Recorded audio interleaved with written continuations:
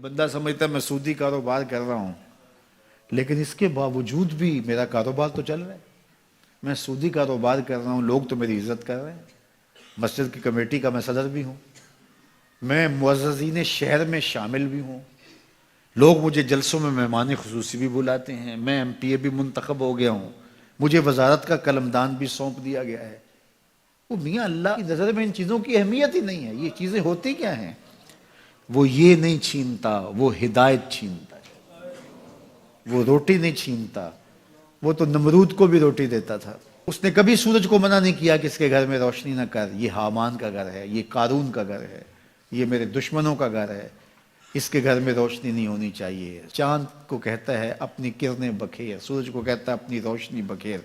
جس طرح باجزید کے گھر میں روشنی ہوتی ہے، اس مکار کے گھر میں بھی ایسی روشنی ہوتی ہے، فرق نہیں پڑتا۔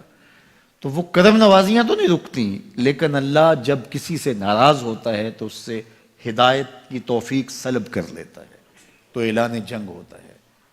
تو پھر وہ ٹکرے بھی مار رہا ہو تو اس کی رسم کی نماز ہوتی ہے، اس کا ماتھا جھک رہا ہوتا ہے، دل نہیں جھک رہا ہوتا، چونکہ ہدایت سلب کر لی گئی۔ جب اندر سے روح ہی نکال لی جائے تو باقی بچتا کیا ہے؟